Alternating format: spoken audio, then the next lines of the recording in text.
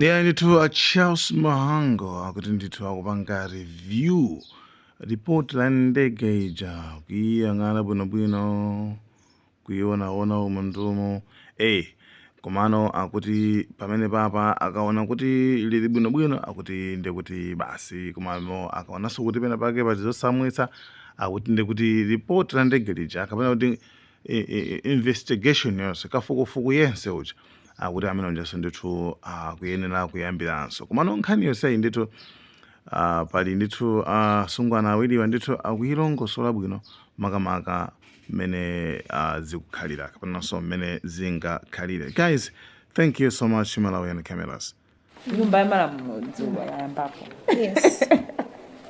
Ndipo kumene kunkhani imene inatuluka yokhudza ripoti la ndege yomwe inapha yemwe anali wachiwiri kwa mtsogoleri wa dziko lino Saulus Klaus Chilima ndi anthu ena 8 ku Chikangawa. Ayi ndithu kunali ndithu nkhani kwene ndithu liso apa Japi Mhango amene ndi the Minister of Justice akunena zoti pakakanali pano akuunguza kaye report lomwe linalipo kale ndipo from there that's when they are going to decide on whether pafunike kuchita sukafukufuku okhudza ndege imeneyi kapenayi. Yeah.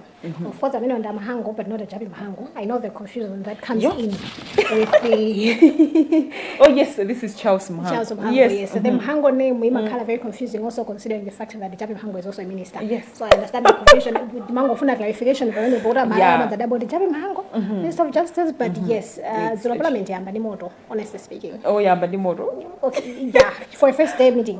You know, what in Zambia, you and I have been to Parliament before. Yes. Masiwa yambirira wakuma zakanga kuti, you know, kalipalikanyu sikena gage antama bwela ndi calmness and then kumabeto pamene anthu amakhala kuthamangitsana mafaili. Yes. Komano we saw kunena kuti yesterday we saw a leader of opposition in Parliament amene ali Assembly Constitutional Banda.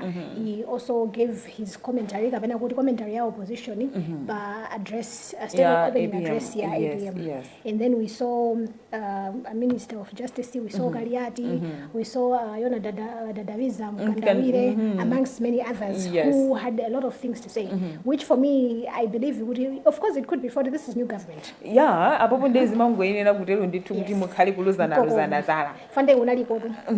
Sinanga amene anali ukwapita mbali yawo. Tables have turned. Tsopano nde zochitika ndi pwirikiti zomwe zakhala zikuchitika mbuyomu zonse zikuyenera ndithu aliyese afuna atagwirako pena pake. Everyone has something to say, obviously. Governor, and like I said, with a leader of opposition like Chicha Banda, he had a lot to say. It has something to do with there's IMF, nkhani yokula chimanga ku Zambia, and a lot of other things as well, of course. And the one thing he also pledged was that in opposition, they are ready to do their work professionally. Okay. We have been seeing them saying a lot of things of what's happening in the new government. And I remember one of the comments that was made is that this party so far, the DPP party, this time around, it's because already baby yeah, and like you said, Dadawiza Mkandawire was like DPP, yes, it's just 2 weeks old. Even something like that. I also learned a lot from his speech. Yes, but yeah, it's nice to see Grant who are they're there also to help further. They'll be there for like a month. November to December. Yes. So they don't really have time. Yeah. Because we're also looking at the fact that in January, 1 January, to make one number free primary and secondary education. Yes. So they do need allocation it's going to enable that one. And one thing Jishol also pointed on that. He said, Sibaja President Anane Naguti Karankani fees Jabi. And then boarding drama boarding that's very good. That does not make it free education. Actually you'll say should be for free. Okay, on that, umazona zoti chimachuluka ndi boarding fee chapafunika chapo. So zimadzaoneka ngati kuti body tuition fee kakang'ono kwambiri. So zizooneka ngati kuti palibe ndi chomwe chachitika, of course kwa amene ali mabody. Yes, pazooneka ngati palibe chanzeru chomwe chachitika. Komabe kwa anzathu ngati aku oyendera. I know. Yes, oyendera. And amene azoone bwino because pamene pajaso anatsindikiratu kunena zoti no need for payment ya is it school development amati yachitukuko palibe zimene zija zoti ayana abwezedwa kuti akatenge ndrama yachitukuko. Of course, for me, the way I see it, nkhani yonena kuti, for example, decision yonena kuti I just fees yokhali kuchotsa tuition azipereka. I'm telling you, especially when many ma fees amadulira. Makolo amene amakwanitsa kupereka fees ya boarding. Those ones are well off. Yes, amakaziri mukoti iwo alibe nakali konse, they prefer mwana waziendera. Yes. So I feel like it's lifting off a burden, especially the idea of unena kuti, I'm not saying kuti and makola amene wamapitisa nawo ma boarding, they don't need the money. Imene it could be saved from actually having to pay for this. Koma makola ambiri amene amapitisa nawo school zoendera. It's not that they don't want to go up with schools za boarding, koma because they can't afford it. Yes. So this is a very huge burden lifted off their shoulders, and with time the president might say, okay, let's now remove everything. Of course, and that's why I even said with time. Because imakhala puto akamaipanga breakdown fees ija you say akuti ndiya boarding koma it makes sense because mwana daily aje and stuff. And there's so many other things mezofunika ku school we are boarding. Yes. You know, chifuka we are talking ana ambiri staying at one place. Yes. So having to keep them in line even imadziwa ana secondary atimakandifana ngono there's a lot of things that happen. They need to cater to every child's needs. Yes. And ndama zake simachokera kuti it means kuti when they take off ndama imene ya boarding school yo it's kuti kudalira china chichose pa boma lomwe. You understand? Yes. Kuti boma ati paseni ndalama ndole ndalama zatu sizimakwana atupati. Yes. And ties ambiri education usually gets the larger amount of ndalama ya budget. Exactly. Yes. But we'll see how it goes. Yes. And of course the front page at Daily Times nkhani ndiyo mweyo ya Parliament, but I'll take the other one. The headline reads, high rates of teenage childbirth persist. Part of the story is the latest demographic and health survey, DHS of 2024, shows that between 15 and 19% of girls in Malawi have already given birth, representing 32% of the population. According to the research, 4% of these girls contribute to the number of women giving birth in the country's hospitals. This is according to experts according to experts, is despite years of government interventions aimed at addressing the problem. Ujembele wana I think michichewa mwina cho mveka kobwino tikhoza kutero. Yes. Ndikone kuti nchitiro kana kuti nchitiro menewo ushulukira. Izozo ndivomereze. Izozo ndezikuchitika kozi ukamaona kuti hatiana ati. I know. What iwe mwina ufana nawo sinku? Yes. Pena sokuziona kuti uyu ndi mwana kwa ineyo. And I remember this other lady saying, hey, this is my last born because kuchipatala ndomakumanizana ko nditi ana ting'ono ndikumuoneka ngati kuti munthu ne ndakalamba ndikapena mwina ndikupanga zinthu mochedwa. Yes, zoliso siza size yangu. Size yangu. Command to you find kuti anthu andanaona. Yes. And they are not even supposed to be bearing children, or should I say. Yes. They're supposed to be in school. Tukamba nkhani mwina ya child marriages and also other harassment issues that actually lead to such issues. I think in nkhani so ya amati sexual reproductive health and rights. Yes. Ikufunika kwambiri kuti ifike pose. Yeah. I feel like awareness ya such rights and ambiri imapeza mochedwa. Chifukwa kama mpeza for example kuti apite kumunzi kwina kwake umeuche kama kafika ameleka athandize out of 100 girls ndi 10 okha mwina. Chifukwa ena sama idziwe fanya kuti pabwera mavuto ena ake ena ndiena anapita kuchipatala kuja someone saw them and then yazanina what's going on, and then amalondoloza. So you find then the time is now. Yes. Because right now we have ways to reach people. You know, and panoba at least amalawi tinakhanga kuti tikutseguka komaso. Yeah, but pang'ono ndi pang'ono yonje. Tikuoneka kutalira kumana the importance of education for every child. Yes. You know, the importance of health rights as well. Chifukwa tundi nkhani yonena kuti one thing that mina so chimene makolo samamvesesa, because sometimes some of these children are pushed by makolo towards my early marriages, my child marriages, as we're saying. They don't understand the risk it poses to umoyo wa mwana uchi. So I think by and by we need to invest more in issues to do with this, so that people understand the importance of education, and of course at the end of the day upanga protect ufulu wana. Because my teenagers they're very young, very young. Mati inurusu munafike po. Chifukwa kuti no mukapita kubanja iweyo ndi mwana, you need someone to take care of you. Yes. And then now you have a child that you take care of. Mwana ujakamilire weso kulipa. It doesn't work. So mwana ujawabado ujaso amakula muvutika kwambiri. Kwambiri. Yeah. All right, on the second page of the Nation newspaper, ESCOM CEO redeployed. Electricity Supply Corporation of Malawi, ESCOM Chief Executive Officer Kamkwamba Kumwenda, yesterday became the latest parastatal top executive to be redeployed, drawing calls for caution from labor law experts. In a communication to Kumwenda, Chief Secretary to the government, Justin Saidi, yesterday advised him that he was redeployed to the Malawi University of Business and Applied Sciences, MOBUS, as a rector. His redeployment comes barely 9 months into his second 3-year contract. Zambiri zikuchitika kampaka kusintha kwa boma. Of course. Yes.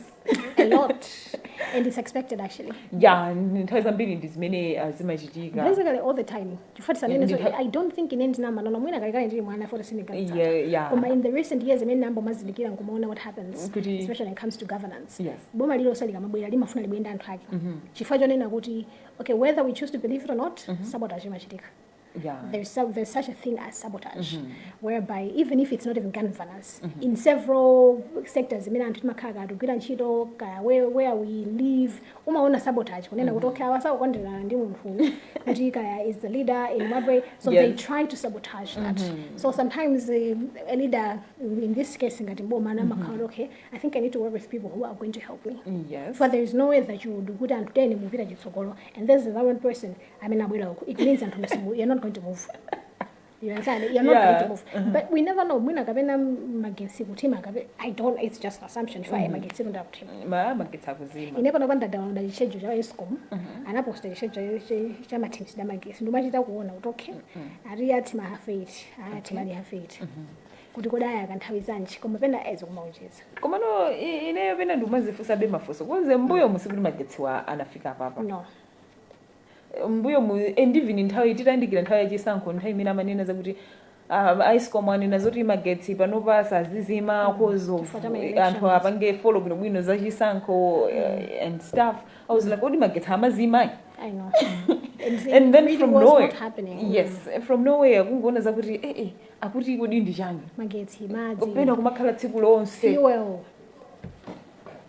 Atika kona litsiyosika. Sima kati. Lesiku katadi. Yeah, so tizizona kuti zizithamotani. Sikugwira koma. Sikugwira. Honestly speaking, and I hope that it's zikonzeka matangu because we're still expecting maso anthu ali kuboma. Kufuna kuona kuti what's going to happen because imagine and mwina bola magetsi okay, we have candles, we have bowl, madzi. There are other places, I mean, they don't have proper sources of water. How are they going to access clean and safe water? You see? Anthu akumanena zoti panopa wiki atha madzi panopa tilibe. Ndizijeza kuti malo otiso mwina zizitsime zilipitali mijigo kulibe anthu agwira mtengo wanji. You see, you look at that. And disali asanga kwanisa ukakula for example bottled waters. Seminary do opt for that. And nthawi inayo kipa napezeka zakuti madzi ajadi mipopi samatulu kadi kwa nthawi itali. And mashopu kuti upeze even 5 liters ya madzi. So here now I'm yeah. Moving on to business, import cover below a week. Malawi's foreign exchange reserves have fallen to less than a week's worth of import cover. Minister of Finance Joseph Manamveka has disclosed, speaking at the Economics Association of Malawi annual conference last week. Manamveka said the outlook remains mixed, but latest Reserve Bank of Malawi monthly economic review showed that import cover stood at 2.1 months as at August. All right, budget faces litmus test. The minister said to present the mid-year budget review statement. And also we have Malawi funds access to credit still think tank. Yeah, the African Economic Research Consortium says only 15% of Malawian companies have a bank loan or line of credit compared to an average of 30% in sub-Saharan Africa. Speaking at the Economics Association of Malawi, ECAMA 2025 Annual Economic Conference in Mangochi on Saturday, the consortium's executive director Victor Amurinda said this impedes the sector's role as a primary driver of the country's economic growth. Do you have international news? International, all right. Over 40 killed in Sudan drone attack. About 40 people in Sudan have been killed in a drone strike that targeted a funeral that was taking place outside the army-held city of El Obedi in North Kordofan state, international media has disclosed. The BBC said the paramilitary Rapid Support Forces RSF is being singled out for Monday's attack on Ruebi village as mourners had gathered in a tent. I think we can move to arts and culture. All right, I'll take one here. Mwakisulu's barrier shifted to today. Renowned filmmaker and actor Shikile Mwakisulu will be laid to rest today at his home, Mwakisulu village, Traditional Authority Kilipula in Karonga district. Mwakisulu was supposed to be laid to rest yesterday, but the program was changed to today after his remains arrived in the afternoon yesterday. You know, his death really shocked me, and it is sad. Looking at how I know you at least know but that's what I did not know. I did not know that he was sick. And then but may his soul rest in peace, and of course condolences to the family and the friends as well, of course. Mom to unveil endowment fund to help musicians. The Musicians Union of Malawi, Mama, has unveiled plans to establish an endowment fund to create a sustainable financial foundation for its programs to empower musicians across Malawi. According to a press statement from Mom, the fund will be unveiled on Saturday at Gardena at Sunbelt Capital in Lilongwe. The fund will, among others, support local musicians through capacity building, career development, and warfare. I think this is a very good development, provided in the Sango Kalamablan. I know. I hope so too. I hope so too. I liked what I'm assuming also this is also coming with the recent development here. Yes, and you're seeing good people have been coming up even before now. What Lulu did, people have been coming up. Even last year, I saw people coming up, but them wanting to actually unveil a fund. Oimba. I like that. I like that so much. And this into put antu umodzi palibe zimapereka be mafuso pena pake kuzuka mava zoti wakuti so wathandizo. Of course pali zinthu zina it's beyond kuti okhawo kasangathandizane ndizofunika ngati dziko kuchitapo kanthu koma no pali zinthu zina zoti mwina okhawo atapanga chimvano ngati mmene azayambira zinthu zikhoza mayenda bwino kwa basi. Very much ndithuti. Back page, local sports pitch disaster is the headline. Some headlines: Norman's Ekaya match called off. Dedza Hod Silva. Part of the story: the highly anticipated 10-name Super League match between Mighty Wanderers and Ekaya FC at Kamuzu Stadium was abandoned yesterday due to bad weather. It was stopped at the 52nd minute after torrential rain rendered the pitch waterlogged and unplayable. Arimadzana Zaza Vaujeni. Background Kamuzu Stadium game ndithu inathela banjira ya Mighty Wanderers and KFC chifukwa mvula kublanda, which is weird because kulengo kunoko donthola tankuona kokandi mvula dzulo mbali ya kwathu kuinawaza sinafike kuno sinafike because mmene ndimafika naona zoti kuno kunde sinawaziretu ndithu dakutuza apa kuti nthawi yatithela komanso kuli msonkhano wa nkhani wa Center for Democracy and Economic Development Initiative seeded mini mkulu wake nda Sylvester Anamiwa ndeti tikhale tikupatserani msonkhano wa nkhani umenewu chomwe tikupempheni niyo mukhale pomwepo kuti mutsatire kenakali konse kamene Anamiwa atikonzera. In our today's program, you're with me, Chabile Chilanga, and my colleague Tandi Wimzamara. Continue watching Lone Star Television for the rest of our programs. Good morning.